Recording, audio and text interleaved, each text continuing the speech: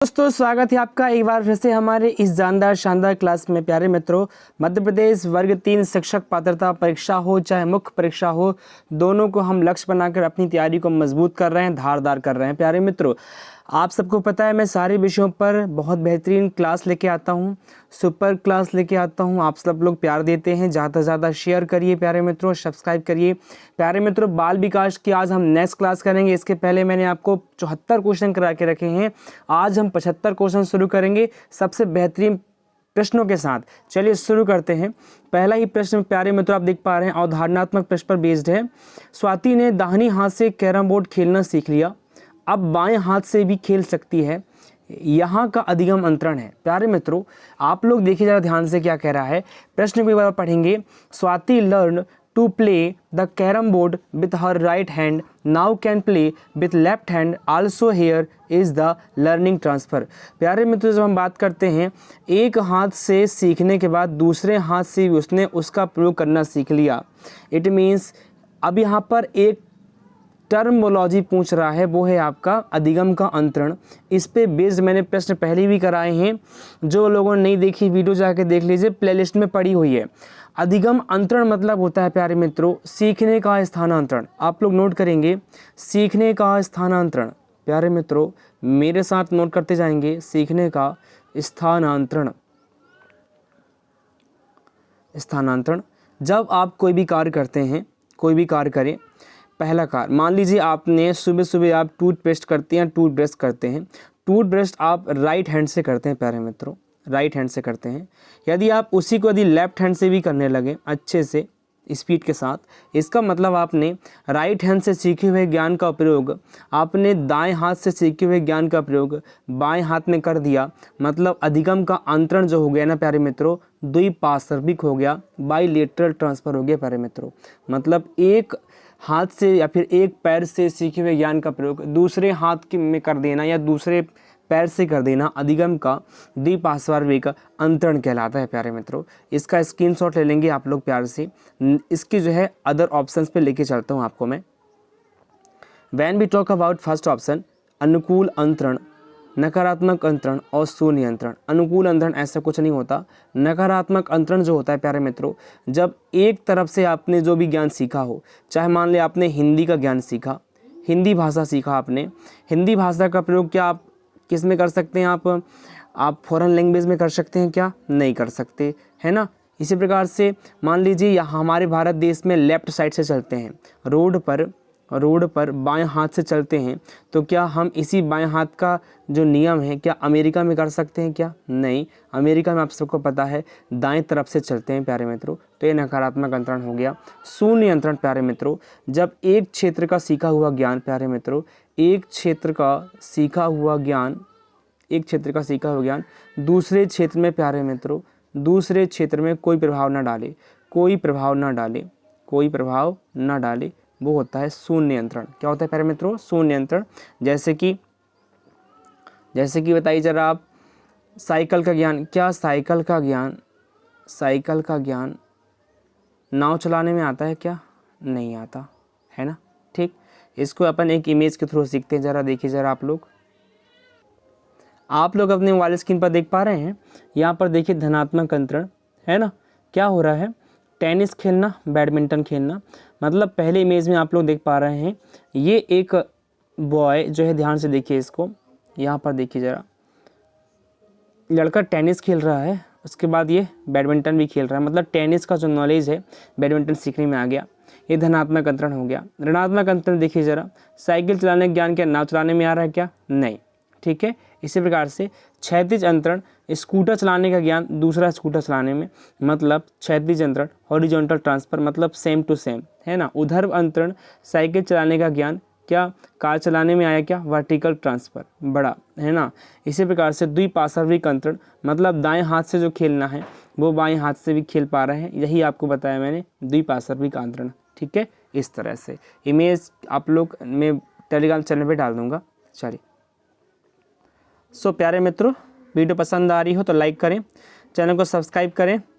चलिए देखिए, 75 नंबर प्रश्न लेंगे आपके साथ हम। निम्न में से कौन से कथन को सीखने की प्रक्रिया की विशेषता नहीं मानना चाहिए? प्रश्न को ध्यान से पढ़िए प्यारे मित्रों। ऐसा कौन सा कथन है जिसको हम लोग सीखने की प्रक्रिया नहीं मानते? Which of the following statements can not be considered as a texture of the process of learning. शैक्षिक संस्थान ही एकमात्र संस्थान है जहां अधिगम प्राप्त होता है। प्यारे मित्रों, मैंने पहले ही बताया है, जहां पर भी एकमात्र या केवल शब्द है वो नेगेटिव होते हैं। यहाँ नहीं पूछा है, आपका आंसर तो ये क्लिक कर लेंगे आप पहले। सीखना एक व्यापक प्रक्रिया है, बिल्कुल सही प्यारे मित्रों। जब हम बात करते हैं सीखने की, तो सीखना जो होता है शैक्षिक और सहशैक्षिक दोनों होता है। प्यारे मित्रों, सीखना शैक्षिक और सहशैक्षिक दोनों होता है, सभी क्षेत्रों पर आधारित होता है, इसलिए सीखना क्या है? एक व्यापक प्रक्रिया है। Learning is a comprehensive process. सीखना लक्ष्योन्मुखी प्रक्रिया है, बिल्कुल। Learning is a goal oriented. हम जो भी चीज़ सीखते हैं वो हम टारगेट करके सीखते हैं। क्या करके सीखते हैं प्यारे मित्रों? टारगेट करके, लक्ष्य रख के सीखते हैं। अनअधिगम भी सीखना प्रक्रिया है, बिल्कुल सही है। Unlearning is also learning process, बिल्कुल सही है। यहाँ पर नहीं है पूछा है ना, इसलिए आपका ऑप्शन नंबर ए सही हो जाएगा। शैक्षिक संस्थान ही एकमात्र संस्थान है जहाँ अधिगम प्राप्त होता है, बिल्कुल नहीं। बच्चा जो होता है कई जगह प्राप्त करता है शिक्षा। हम पेपर से प्राप्त करते हैं, न्यूज़पेपर से प्राप्त करते हैं, घर से भी प्राप्त करते हैं, परिवार से प्राप्त करते हैं, दोस्तों से भी सीखते हैं, छोटे बालकों से भी सीखते हैं। तो learning is a process is anywhere. ठीक है, चलिए नेक्स्ट क्वेश्चन पे लेके चलेंगे प्यारे मित्रों। क्वेश्चन नंबर 76 आप लोग मोबाइल स्क्रीन पर देख पा रहे हैं। पियाजे के सिद्धांत के अनुसार निम्नलिखित में से कौन सा व्यक्ति के संज्ञानात्मक विकास को प्रभावित नहीं करेगा? प्यारे मित्रों, अकॉर्डिंग टू पियाजे theory which one out of the following will not influence one's cognitive development. कौन सा नहीं करेगा, प्रभावित नहीं करेगा? पियाजे के संज्ञानात्मक सिद्धांत के बारे में तो मैंने इतनी बार आपको चर्चा की है, जो लोग रेगुलर मेरे स्टूडेंट्स हैं सबको तो याद हो गया पियाजे का। भाषा, परिपक्वन, क्रियाकलाप। प्यारे मित्रों, नहीं पूछा है। क्या पूछा है? नहीं। भाषा, बिल्कुल पियाजे कहते हैं कि भाषा प्रभावित करती है अधिगम को। परिपक्वन भी प्रभावित करती है। जैविक परिपक्वता मैंने सिखाया था आपको, स्तर याद करिए, जैविक परिपक्वता है ना। इसके साथ साथ क्रियाकलाप भी बताया था मैंने, भौतिक वातावरण के साथ अनुभव, सामाजिक वातावरण के साथ अनुभव, ये सब पियाजे के संज्ञानात्मक थ्योरी के ही एग्जाम्पल हैं। पर यहाँ पर प्यारे मित्रों एक जो ऑप्शन है, ऑप्शन नंबर 2 आप लोग देख पा रहे हैं, ये एक ऐसा ऑप्शन है जो कि सामाजिक अनुभव है। सामाजिक अनुभव जो है प्रभावित नहीं करता। ये किसने कहा है? ये वाला प्रभाव जो है वाइगोत्स्की साहब का है। सामाजिक अनुभव की जब हम बात करते हैं ना प्यारे मित्रों, सामाजिक अनुभव की, तो सामाजिक अनुभव याद रखिएगा वाइगोत्स्की साहब ने दिया है। वाइगोत्स्की साहब, आप सबको पता है ZDPD, और आपको इसके फोल्डिंग दोनों सिखाया हुआ है। मैं यहाँ पर क्लियर नहीं करूँगा, आप लोग पुरानी वीडियो देखिए तो अच्छे से समझ में आएगा। ठीक है, चलिए नेक्स्ट क्वेश्चन पर लेकर जाऊँगा। 77 प्रश्न आपके मोबाइल स्क्रीन पर देख पा रहे हैं आप लोग। निम्नलिखित में से कौन सा सीखने का क्षेत्र है? प्यारे मित्रों, जब हम बात करते हैं सीखने के क्षेत्र की, विच of the following is the domain of learning? व्यावसायिक, अनुभविक, आध्यात्मिक। प्यारे मित्रों, आप लोग आंसर तो यहाँ कर लेंगे भावात्मक। ये सीखने का क्षेत्र है। जब हम बात करते हैं ना प्यारे मित्रों सीखने के क्षेत्र की, तो आप लोग यहाँ पर देख सकते हैं, यहाँ पर देखिए प्यारे मित्रों, साइकोमोटर, अफेक्टिव, कॉग्निटिव, ये 3 जो है ना प्यारे मित्रों आपके क्या हैं? सीखने के क्षेत्र हैं, डोमेन्स हैं। अभी इनको अच्छे से बताता हूँ मैं। साइकोमोटर जो होता है ना प्यारे मित्रों, ये पहले इसको समझ, संज्ञानात्मक बच्चा 3 प्रकार से सीखता है। एक संज्ञानात्मक क्षेत्र होता है, एक साइकोमोटर होता है मतलब मनोप्रेरक होता है, मनोप्रेरक, और अफेक्टिव मतलब क्रियात्मक होता है, या फिर भावात्मक, जो भी बोलो आप इसे, भावात्मक भी बोलते हैं। 3 तरह सीखता है बच्चा, साइकोमोटर, अफेक्टिव और कॉग्निटिव। इसको आप याद रखेंगे APC। प्यारे मित्रों, APC करके आप लोग याद कर लेंगे इसे, सीखने के क्षेत्र में APC। ठीक है, affective, psychomotor and cognitive. Clear है प्यारे मित्रों? चलिए, तो इस प्रकार से जब हम बच्चे के सीखने के क्षेत्र के बारे में चर्चा करते हैं, तो भावात्मक मतलब अफेक्टिव रूप से वो सीखता है। ठीक है, नेक्स्ट क्वेश्चन पे लेकर चलेंगे प्यारे मित्रों आप सबको। अधिगम की सर्वोत्तम अवस्था कौन सी है? प्यारे मित्रों, जब हम बात करते हैं अधिगम, अधिगम मतलब आप सबको पता है सीखना होता है। अधिगम मतलब क्या होता है प्यारे मित्रों? आप सबको पता है सीखना होता है। और सीखने की सर्वोत्तम अवस्था पूछा है इन्होंने, तो सीखने की सर्वोत्तम अवस्था की जब हम बात करेंगे, निम्न उत्तेजना, उन्म भय, best state of learning is low arousal, high fear. संतुलित उत्तेजना, कोई भय नहीं। मॉडरेट अराउजल, नो फियर, कोई उत्तेजना नहीं, कोई भय नहीं। नो अराउजल, नो फियर, उच्च उत्तेजना, उच्च भय, हाई अराउजल, हाई फियर। प्यारे मित्रों, जब हम बात करते हैं ऑप्शंस पे, उच्च उत्तेजना मतलब हाई अराउजल, मतलब आप ज़्यादा एक्टिव होकर क्या सीख सकते हैं क्या सर्वोत्तम? अच्छे से नहीं, चीज़ें बिगड़ जाती हैं ज़्यादा हाइपर होने पर।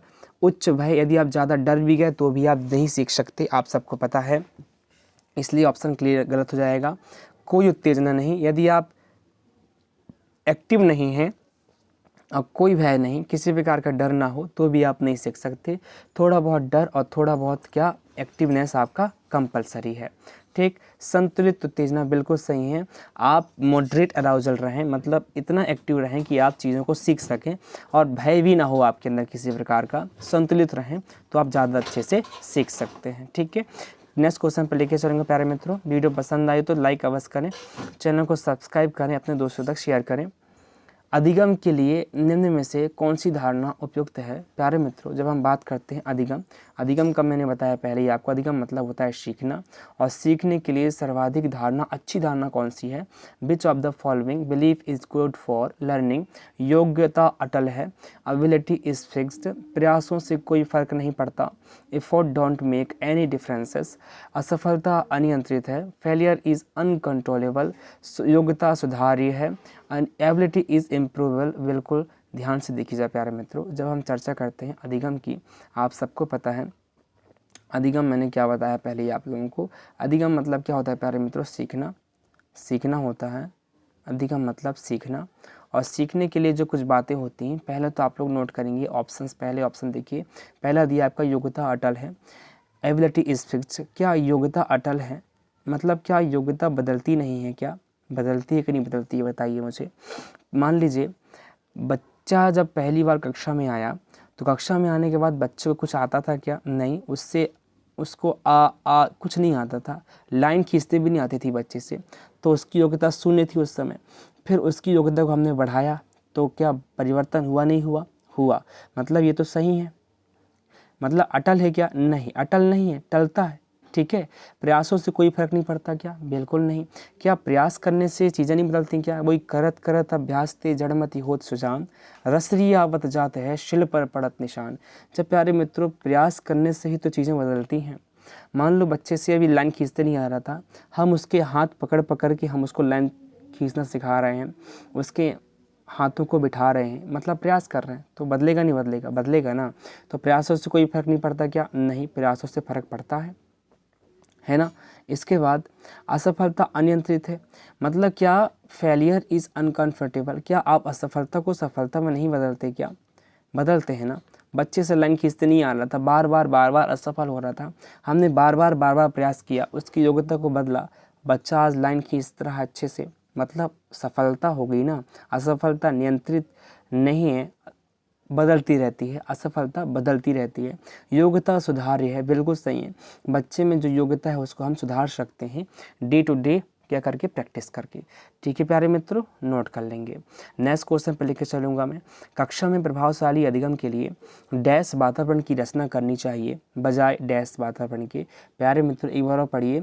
कक्षा में प्रभावशाली अधिगम के लिए, मतलब अफेक्टिव लर्निंग के लिए डैश वातावरण की रचना करनी चाहिए, मतलब ऐसी कौन सी वातावरण की रचना करोगे जिससे कक्षा में प्रभावशाली अधिगम हो, बच्चा ज़्यादा से ज़्यादा अच्छा सीखे। किसकी रचना करनी चाहिए बजाय किसकी नहीं करनी चाहिए, है ना। It is important to create dash learning environment in the classroom rather than dash one. प्यारे मित्रों, प्यारे साथी, जब हम बात करते हैं अफेक्टिव लर्निंग की, तो कक्षा में प्रभावशाली अधिगम के लिए किस वातावरण का प्रयोग कर मतलब रचना करोगे आप? भयावह नहीं, भयावह तो कर ही नहीं सकती आप, मतलब डरावनी वातावरण का इस्तेमाल करोगे तो बच्चे तो डर जाएंगे, तो हो गया अधिगम फिर तो। प्रतिस्पर्धिक अधिगम वातावरण, क्या वातावरण हमारा कॉम्पिटिटिव हो? नहीं, कॉम्पिटिटिव नहीं होना चाहिए, है ना, ये भी नहीं होना चाहिए। प्रतिस्पर्धिक सहयोगिक, ये भी नहीं होना चाहिए। सहयोगिक होना चाहिए प्यारे मित्रों, ऐसा वातावरण हो जिसमें बच्चे की आप मदद भी कर सकें, क्या कर सकें प्यारे मित्रों, मदद कर सकें, और प्रतिस्पर्धिक भी हो, मतलब प्रतिस्पर्धिक के बजाय आप उसे सहयोगिक वातावरण का इस्तेमाल करें। कोलैबोरेटिव हो, मतलब उसमें सारे बच्चे एक दूसरे की साथ चर्चा परिचर्चा करके एक दूसरे के साथ सामूहिक रूप से अधिगम को प्रभावी बना सकते हैं। टीचर भी उसमें शामिल होता है फैसिलिटेटर के रूप में, है ना, आप सबको पता है। इन स्क्रीनशॉट ले लेंगे। नेक्स्ट क्वेश्चन पे लेके चलूँगा प्यारे मित्रों आप सबको मैं। क्वेश्चन आप लोग मोबाइल स्क्रीन पर देख पा रहे हैं। अपनी कक्षा में अर्थपूर्ण अधिगम को सुसाध्य बनाने के लिए अध्यापिका को अपनी कक्षा में सामाजिक, सांस्कृतिक, धार्मिक, भाषाई विविधता को डैश चाहिए। प्यारे मित्रों यहाँ पर पूछ रहा है कि अपनी कक्षा को अर्थपूर्ण मतलब a teacher should the social, cultural, religious and linguistic diversity in her classroom to textile meaningful learning. प्यारे मित्रों जब हम बात करते हैं अपनी कक्षा को अर्थपूर्ण बनाने के लिए, तो आप अधिगम को सुसाध्य बनाना है, मतलब सभी बच्चों तक उसकी पहुंच हो। तो अध्यापिका को अपनी कक्षा में सामाजिक, सोशली, सांस्कृतिक मतलब कल्चरल, धार्मिक, रिलीजियस और लैंग्वेज डाइवर्सिटी को बढ़ाना चाहिए। क्यों? भाषा विविधता को, इन सब चीज़ों को समझना चाहिए। यदि टीचर इन चीज़ों को समझेगा, सभी तरह की विविधता को समझेगा, मतलब बच्चे की सामाजिक स्थिति को, सांस्कृतिक स्थिति को, भाषाई स्थिति को, धार्मिक स्थिति को समझ गया और उसके अनुसार यदि अर्थपूर्ण अधिगम कराएगा तो क्या होगा? अधिगम प्रभावी होगा। अनदेखा करना नहीं, अनदेखा करेंगे तो बच्चे इससे डाइवर्स हो जाएंगे। टालने से भी बच्चों को लगेगा कि मैडम हमारी तरफ ध्यान नहीं दे रही हैं। उपेक्षित करना बिल्कुल नहीं। यदि आप इग्नोर करेंगे तो बच्चा जो होगा ना प्यारे मित्रों माइग्रेट हो जाएगा। ठीक है, इस तरह से हमें कार्य करना है। बच्चों की हर परिस्थिति को समझकर, अंडरस्टैंड करके ही अधिगम को हम लोग प्रभावी बना सकते हैं। इस तरह से आप पेडागोजी के प्रश्नों को आप लगाएंगे। ठीक है, नेक्स्ट क्वेश्चन पे लेकर चलेंगे प्यारे मित्रों आप लोगों को। क्वेश्चन नंबर 82 अपनी मोबाइल स्क्रीन पर देख पा रहे हैं आप लोग। निम्नलिखित में से किस मनोवैज्ञानिक ने प्रस्तावित किया है कि बच्चों का चिंतन गुणात्मक रूप से वयस्कों की अपेक्षा अलग होता है? प्यारे मित्रों, विच of the following theorist propose that children thinking is qualitatively different from that adults? जब हम बात करते हैं बच्चों के अधिगम की, चिंतन की, तो एक ऐसे मनोवैज्ञानिक हुए हैं जिन्होंने बताया है कि बच्चों का जो अधिगम होता है, चिंतन का स्तर होता है, वो गुणात्मक रूप से वयस्कों से अलग होता है। वयस्कों से क्या होता है प्यारे मित्रों? अलग होता है। अब वयस्कों से अलग होता है तो इसको पहले तो आप उत्तर कर लेंगे आप लोग। जीन पियाजे साहब ने ऐसा कहा है कि बच्चा जो कुछ सोचता समझता है या अनुकरण करता है उसका स्तर बड़ों के स्तर से अलग होता है। यहाँ पर कुछ ऑप्शन और देखिए ज़रा आप लोग। हार्वर्ड गार्डनर साहब ने, प्यारे मित्रों आप लोग नोट करेंगे, गार्डनर साहब ने, हमारे हार्वर्ड गार्डनर साहब, एच गार्डनर, इन्होंने प्यारे मित्रों बहुबुद्धि का सिद्धांत दिया है। आप लोग नोट करेंगे बहुबुद्धि सिद्धांत। इनके प्रकार से इन्होंने 9 प्रकार के सिद्धांत दिए हैं प्यारे मित्रों। कितने प्रकार की बुद्धि बताएं प्यारे मित्रों? आप बताएंगे 9 प्रकार की बुद्धि। भाषाई बुद्धि हो गया, चिकित्सीय बुद्धि हो गया, है ना। तो ये 9 प्रकार की बुद्धि बताए हैं हार्वर्ड गार्डनर साहब ने, बहुबुद्धि सिद्धांत का है। कोलवर्ग साहब को तो पता है आपको, मोरल थ्योरी इन्होंने दिया है, नैतिक सिद्धांत दिया है। लेव बॉयस्की आपको पता है सामाजिक अधिगम का सिद्धांत दिया है इन्होंने, अधिगम का सिद्धांत, सामाजिक अधिगम का सिद्धांत, है ना। ठीक इस तरह से आप नोट कर लेंगे इसे। नेक्स्ट क्वेश्चन पे लेके चलेंगे प्यारे मित्रों आप सबको मैं। जीन पियाजे से संबंधित प्रश्न आपको तो मिलेगा ही मिलेगा एग्जाम में, कुछ भी कर लो आप। जीन पियाजे से संबंधित प्रश्न, नेक्स्ट क्वेश्चन आप लोग पढ़ेंगे मोबाइल स्क्रीन पर। जीन पियाजे के संज्ञानात्मक विकास के सिद्धांत के अनुसार परिकल्पित निगमनात्मक तर्क किस अवधि में विकसित होता है? अकॉर्डिंग टू जीन पियाजे theory, the cognitive development hypothetic deductive reasoning develops during संवेदी चालक अवस्था, सेंसरी मोटर स्टेज, पूर्व संक्रियात्मक अवस्था, प्री ऑपरेशनल स्टेज, मूर्त क्रियात्मक अवस्था, कंक्रीट ऑपरेशनल स्टेज, अमूर्त क्रियात्मक अवस्था, फॉर्मल ऑपरेशनल स्टेज। प्यारे मित्रों जब हम चर्चा करते हैं ना स्टेज की, इसे कहते हैं प्यारे मित्रों, आप लोग ध्यान रखना, परिकल्पित निगमनात्मक तर्क मतलब क्या, इसको अच्छे से समझेंगे आप लोग मेरे साथ। निगमनात्मक तर्क एक ऐसा तर्क होता है ना प्यारे मित्रों, जिसमें क्या होता है कि बच्चा हाइपोथेटिकल डिडक्टिव रीजनिंग करता है, मतलब बच्चा तर्क करना लगता है, मतलब वो क्या करता है, हर चीज़ में तर्क करने लगता है, अमूर्त रूप से तर्क करने लगता है, मतलब उसको किसी वस्तु को दिखाने की जरूरत नहीं है। मान लो यदि आपने उससे कुछ जोड़ने के लिए बोला तो बच्चा बिना किसी मूर्त वस्तु के जोड़ सकता है, अपने माइंड में ही जोड़ सकता है, निगमन कर सकता है चीज़ों का। तो यहाँ पर संवेदी चालक अवस्था तो आपको पता है ये कब आता है, जन्म से 2 वर्ष की अवधि में होता है। पहली अवस्था है। इसमें तो वस्तु स्थायित्व गुण होता है बच्चे के अंदर। क्या होता है प्यारे मित्रों? वस्तु स्थायित्व गुण। संवेदी चालक अवस्था ऐसी अवस्था है जो कि जन्म से 2 वर्ष तक होती है प्यारे मित्रों। इसमें बच्चे में वस्तु स्थायित्व गुण होता है। आप लोग नोट करेंगे प्यारे मित्रों, वस्तु स्थायित्व। क्या प्यारे मित्रों? वस्तु स्थायित्व। ठीक है, तो मैंने आपको बताया कि संवेदी चालक अवस्था जन्म से 2 वर्ष तक होती है प्यारे मित्रों, आप लोग नोट कर लिए। और साथ साथ में ऐसी अवस्था है जहाँ पर वस्तु स्थायित्व गुण होता है। अभी मैं वस्तु स्थायित्व अच्छे से चर्चा करूँगा मैं आगे आने वाले प्रश्न में। दूसरा अवस्था होता है प्यारे मित्रों पूर्व क्रियात्मक अवस्था। इसको अलग पेन से ले लेते हैं अपन लोग। पूर्व क्रियात्मक अवस्था की आप लोग नोट करेंगे प्यारे मित्रों, पूर्व क्रियात्मक अवस्था को आप लोग नोट करेंगे 2 वर्ष से लेकर 7 वर्ष की अवस्था होती है। ठीक है ना। इसके बाद तीसरी अवस्था होती है प्यारे मित्रों, आप लोग नोट करेंगे मूर्त क्रियात्मक अवस्था। ये होती है प्यारे मित्रों 7 वर्ष से लेकर 11 वर्ष तक की अवस्था होती है। और चौथी और लास्ट अवस्था होती है प्यारे मित्रों, आप लोग नोट करेंगे अमूर्त क्रियात्मक अवस्था, जिसकी अवस्था होती है 11 वर्ष से लेकर 15 साल तक। आप लोग नोट कर लेंगे। ठीक है प्यारे मित्रों, तो ये जो है ना इनकी उम्र से प्रश्न पूछते हैं, स्क्रीनशॉट आप लोग ले लेंगे। नेक्स्ट क्वेश्चन पे लेके चलूँगा आप लोगों को मैं। क्वेश्चन नंबर 84 आप लोग देख पा रहे हैं, इस पे बेस मैंने फर्स्ट में क्लास ले लिया। इसके बाद 85 नंबर आप लोग देख पा रहे हैं, बहुत प्यारा प्रश्न है। फिर से एक शानदार जानदार प्रश्न आप लोग मोबाइल स्क्रीन पर देख पा रहे हैं। अनुबंधन होने के लिए घटनाओं का उपयुक्त क्रम इस प्रकार है। The appropriate sequence of events for the construction to occur is as follows. प्यारे मित्रों आप सबको पता है, हम लोग जो है प्यारे मित्रों पहले ऑप्शन देख लीजिए, US UR CR, CS CR UR, UR US CS. प्यारे मित्रों ये टर्मोलॉजी आप लोगों को पता होनी चाहिए पहले तो कि क्या होता है। आप लोगों को पता है पावलोव का शास्त्रीय अनुबंधन सिद्धांत आप लोगों ने ध्यान से सुना होगा। पावलोव के साहब का, स्किनर साहब का, थॉर्नडाइक साहब का, ये सारे सिद्धांत ना प्यारे मित्रों 3 चीज़ों पर ज़्यादा बेस्ड हैं, वो अच्छे से समझना आप लोग। CS, US, UR. अब ये क्या है इसको पहले नोट करेंगे आप लोग, बताता हूँ अच्छे से। सबसे पहले आप पढ़ेंगे सीएस प्यारे मित्रों। सीएस मतलब होता है कंडीशनल, क्या प्यारे मित्रों? Conditional, TIONAL, conditional stimulus. Hindi में कहते हैं प्यारे मित्रों अनुबंधित उद्दीपक।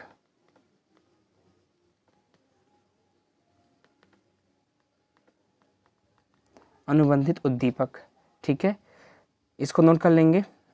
इसके बाद बताता हूँ आपको मैं यूएस अनकंडीशनल प्यारे मित्रों, अनकंडीशनल स्टिमुलस, अनुबंधित उद्दीपक, अनुबंधित उद्दीपक। ठीक है, नोट कर लेंगे आप लोग। लास्ट रहता प्यारे मित्रों UR unconditional response, unconditional response, अनुबंधित अनुक्रिया।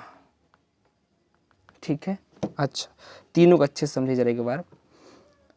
क्या होता है प्यारे मित्रों पावलोव का शास्त्रीय अनुबंधन सिद्धांत है। उन्होंने CS मतलब कंडीशनल स्टिमुलस मतलब अनुबंधित उद्दीपक को घंटी माना। US अनकंडीशनल स्टिमुलस भोजन, अनुबंधित उद्दीपक भोजन। और UR अनुबंधित रिस्पॉन्स मतलब लार का आना। इनका क्रम बहुत ज़रूरी है प्यारे मित्रों। ये अगर यहाँ वहाँ हुए मतलब यदि आप क्या बोलें, यदि आपने पहले भोजन दे दिया प्यारे मित्रों, भोजन दिखा दिया तो भोजन को देख के लार आ जाएगा। ठीक है, भोजन के बाद यदि आपने घंटी बजाई तो कंडीशनल नहीं होगा, मतलब अनुबंधन नहीं होगा, बॉन्डिंग नहीं होगी। कहने का मतलब क्या है, पावलोव के शास्त्रीय अनुबंधन सिद्धांत पे बेस्ड मैंने ये पूरा सिद्धांत बता दिया है, पिछली वीडियो में जाके आप देख लेना। नेक्स्ट क्वेश्चन पे लेके चलूँगा आप लोगों को मैं। प्रश्न देखिए प्यार से मेरे मित्रों, अधिगम निरोगता वाले बच्चे, चिल्ड्रन विथ लर्निंग डिसेबिलिटी, इस पे बेस्ड मैंने बहुत शानदार प्रश्न आप लोगों के लिए हैं।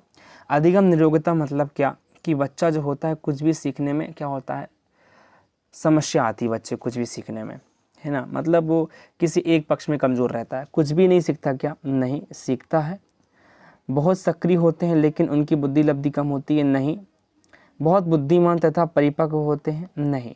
प्यारे मित्रों, जब हम बात करते हैं अधिगम योग्यता की, तो बच्चा किसी एक पक्ष में संघर्ष करता है।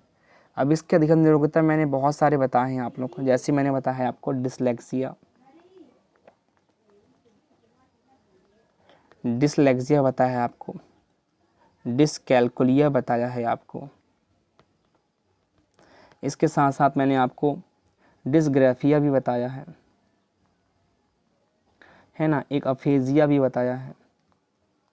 अच्छे से इन पर मैंने चर्चा की हुई है, तो आप लोग जाके क्लास देख लें पुरानी वीडियो को।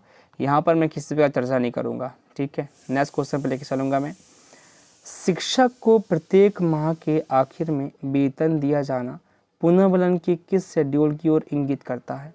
To which schedule of reinforcements does the teacher pay the salary at the end of each month indicate? प्यारे मित्रों, जब हम बात करते हैं शिक्षक को हम लोग प्रत्येक माह के आखिर में वेतन देते हैं, ये वेतन देना पुनर्बलन के किस शेड्यूल की इंगित करता है? स्थिर अनुपात, 4 अनुपात, 4 अंतराल, स्थिर अंतराल। इसका आंसर तो आप लोग क्लिक कर लेंगे, क्या आ जाएगा प्यारे मित्रों? स्थिर अनुपात आ जाएगा, स्थिर अंतराल आ जाएगा। मतलब एक अंतराल में हर महीना, मतलब हर महीना उसको पेमेंट आना, ये क्या है? एक स्थिर अंतराल कहलाता है। अधिगम प्रक्रिया में समस्यात्मक परिस्थिति का प्रत्यय किसने दिया? प्यारे मित्रों, जब हम बात करते हैं समस्यात्मक परिस्थिति का, तो इसको अच्छे से समझना। Who gave the concept of problematic situation in the learning process? Carl Rogers, Guilford नहीं, स्किनर साहब नहीं। यहाँ पर प्यारे मित्रों कोहलर कर लेंगे आप लोग। इसको अच्छे से समझाता हूँ, पहले समझना आप क्या है ये। क्या होता है कि क्लास में टीचर द्वारा बच्चों के सामने प्यारे मित्रों कुछ समस्या रखे जाते हैं। बच्चा क्या करता है? उन समस्याओं को समझता है और उन समस्याओं को समझकर निष्कर्ष तक पहुंचता है ना। तो ये कहलाते हैं, कोहलर साहब ने इसके बारे में बताया। परंतु यहाँ पे समस्या समाधान के कुछ चरण होते हैं प्यारे मित्रों, आप लोग चरण नोट कर लें। प्रश्न पूछता है समस्या समाधान के चरण कौन कौन से हैं। पहला पॉइंट आप लोग नोट करेंगे, समस्या समाधान के चरणों में पहला पॉइंट आप लोग नोट करेंगे, समस्या की पहचान करना। पहला तो पहचान करेंगे, ठीक है, पहचान करना पहला पॉइंट हो जाएगा। दूसरा, समस्या की कल्पना करना और समस्या समाधान की कल्पना करना और इसका विश्लेषण करना। तीसरा पॉइंट आप नोट करेंगे, पूर्वानुमान, समस्या का पूर्वानुमान बनाना और उपसमूह बनाना। क्या प्यारे मित्रों? उपसमूह बनाना। मतलब क्या क्या इसके क्या हो सकते हैं? समाधान हो सकते हैं। चौथा पॉइंट आप लोगों ने करना, सर्वश्रेष्ठ निष्कर्ष पर पहुंचना। ये कुछ 4 क्या हैं प्यारे मित्रों इसके चरण हैं, आप लोग नोट कर लेंगे, ठीक है। एक्स्ट्रा चीज़ें थी। नेक्स्ट क्वेश्चन पर लेके चलो प्यारे मित्रों, सेकेंड लास्ट प्रश्न है। पियाजे के अनुसार संज्ञानात्मक विकास के लिए किस चरण पर बच्चा वस्तु स्थिति को प्रदर्शित करता है? The stage of cognitive development according to पियाजे in which a child displays object permanence is. मूल संख्यात्मक चरण अभी मैंने बताया था आपको, कॉन्क्रीट ऑपरेशनल स्टेज। औपचारिक संख्यात्मक चरण फॉर्मल ऑपरेशनल स्टेज। पूर्व संख्यात्मक चरण प्री ऑपरेशनल स्टेज। प्यारे मित्रों आप लोग इसको नोट कर लेंगे अच्छे से। वस्तु साहित्य गुण प्यारे मित्रों संवेदी प्रेरक चरण में आता है, जन्म से 2 वर्ष की अवस्था में आता है। मैंने पहले आपको समझाया है, संवेदी प्रेरक चरण जन्म से 2 वर्ष की अवधि होती है। यहाँ पर बच्चे में वस्तु स्थायित्व गुण होता है। वस्तु स्थायित्व मतलब समझना प्यारे मित्रों, वस्तु स्थायित्व मतलब होता है किसी वस्तु के बारे में इस प्रकार की अवधारणा होना कि वस्तु हो या ना हो पर वस्तु को है मानना, है ना। जैसे कि बता देता हूँ आपको मैं, मतलब बच्चा जो होता है प्यारे मित्रों जो कुछ भी देखता है उसको सही मानता है समझता है। चाहे प्रकाश दिख रहा हो, चाहे लाइट दिख रही हो, कुछ भी, मतलब उसको लगता है कि है वो, है ना। इस तरह से ये वस्तु सात गुण होता है, ठीक है। लास्ट क्वेश्चन पे लेके चलेंगे प्यारे मित्रों, आपको क्वेश्चन नंबर 90 देख पा रहे हैं वाल स्क्रीन पर। सीखने का वह सिद्धांत जो पूर्ण रूप से और केवल अवलोकनीय व्यवहार पर, प्यारे मित्रों अवलोकनीय व्यवहार पर आधारित है, सीखने के सिद्धांत से संबंधित theory of learning which totally and only depends on observable behavior is associated with dash theory of learning। प्यारे मित्रों, हम चर्चा करते हैं किसकी, अवलोकनी व्यवहार की। तो व्यवहार का जो सिद्धांत है आप सबको पता है, व्यवहार मनोविज्ञान व्यवहार का विज्ञान जे बी वॉटसन साहब ने कहा है। विकासवादी नहीं, रचनावादी नहीं, संज्ञानवादी नहीं, यहाँ पर व्यवहारवादी आएगा। व्यवहार से संबंधित सिद्धांत व्यवहारवादी ही कहलाता है। अब आप लोग देखिए ज़रा, मैं आपको एक एक्स्ट्रा चीज़ बताता हूँ। आप सबको पता है मनोविज्ञान कहाँ से निकला? दर्शन शास्त्र से निकला, दर्शन शास्त्र से। और मनोविज्ञान को दर्शन का विज्ञान अरस्तु साहब ने कहा, ठीक है। मनोविज्ञान को दर्शन का विज्ञान अरस्तु साहब ने कहा। इसके साथ साथ एक चीज़ और नोट करेंगे, मनोविज्ञान को मन का विज्ञान पंपोनोजी ने कहा, ठीक है। इसके साथ साथ मनोविज्ञान को चेतना का विज्ञान भी किसने कहा? आप लोग बताएंगे कमेंट बॉक्स में, चेतना का विज्ञान किसने कहा। इसके बाद मनोविज्ञान प्यारे मित्रों व्यवहार का विज्ञान बन गया, और व्यवहार का विज्ञान किसने कहा? जे बी वॉटसन साहब ने कहा। जे बी वॉटसन साहब ने मनोविज्ञान को व्यवहार का विज्ञान कहा, ठीक है। ये एक्स्ट्रा चीज़ें नोट कर लेंगे आप लोग। ये थी आज की सुपर 15 क्लास प्यारे मित्रों with the explanation, super explanation के साथ। वीडियो पसंद आई हो तो चैनल को अवश्य सब्सक्राइब कर लें, दोस्तों तक शेयर कर लें। मिलता हूँ नेक्स्ट वीडियो में। Thank you so much.